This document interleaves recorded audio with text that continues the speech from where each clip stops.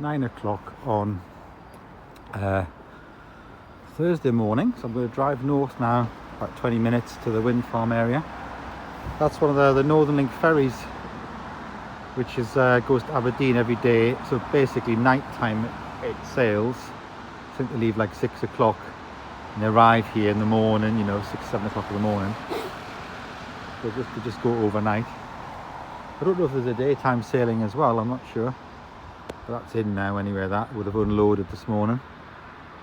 Cars and people. Normally go Aberdeen, but there's probably other routes go for here as well. We're going to drive now north. It's just after 9 o'clock. Living just along there, right round this. There's like a sort of, you have to do a big loop round the inlet here as I'm heading north. And I mean, really the scale of it, because it's open, no trees or anything, you don't realise, but it's a big scale, big way around and all that you've got to go.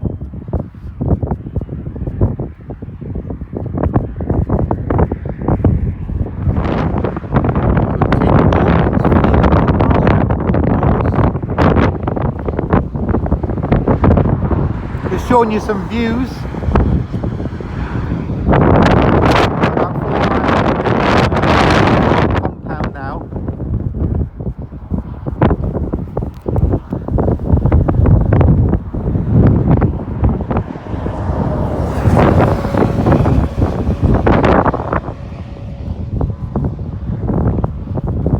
Car is a Kia Ceed, I think, and most of the Shetland registrations are SV something. This is SW. I've noticed SV is very, like nearly every car has got SV as the first two letters. So that's SV22.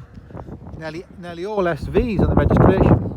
I've seen plenty of peat cutting. In fact, even some of these banks here, these like little gullies and things, they're historic peat cutting, hundreds of years of people just digging away and harvesting the peat. I've seen it doing modern peat cutting as well. I've seen bits where they've left the peat out to dry and things. You can even see over there the sort of patches. It's like little blocks, if you were, in the landscape. They're not natural, they're historic peat cutting areas. A lot of the area has had peat cutting, people using it for the fuel to heat the houses and things.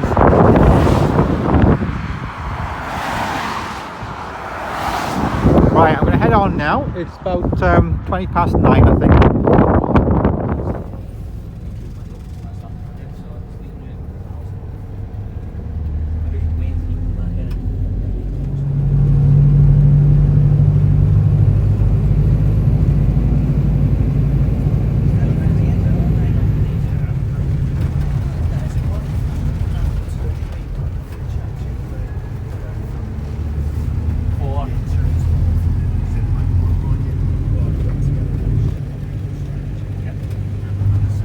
Part of that process, there's a couple of guys inside that have actually blown it into place so they can bolt it up, so I don't really fancy that.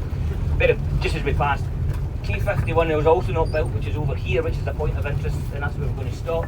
But we're actually now at what I colloquially term the back door of KBPO2. KBPO2 is the border pit on our left here. Originally it started up where that turbine stub is at the top there. That's how we come into KBPO2 and we worked our way this way. And then, just a wee tad. And then almost this track here you see was a sort of opened up as an additional, it's all part of the same search area, I hasten to add, but they didn't look like they were going to need to go in here, and all of a sudden we thought, they're going to have to go in, and they opened up this here, and this is where that's a red rich seam of rock. The red burn kind of starts to amalgamate itself into a burn at that point and then disappears off down the side.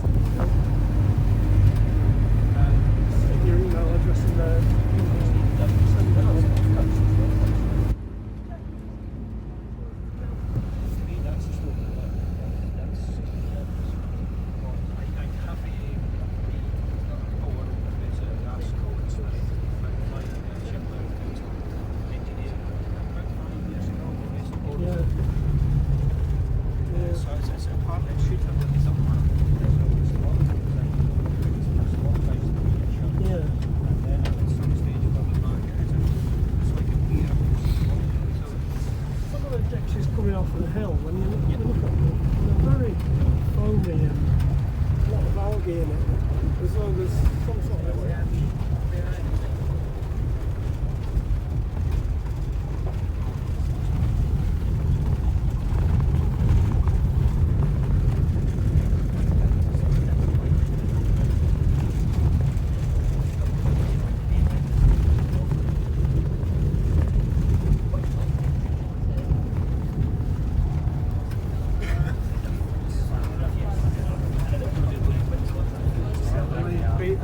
Yeah, very interesting.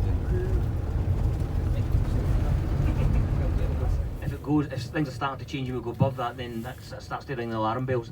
So that's just kind of sitting there at the minute that we need to keep an eye on it. So hence we put it right at the top of the exit. So before the blast went, they kind of observed how the Raven was going. They knew how far on they were with the eggs, and they used a drone to gently encourage it off the nest, then set the blast off, and then the Raven came back and sat on it. So it was none the wiser. So it worked really well.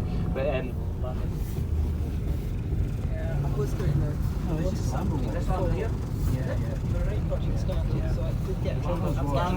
Then trouble.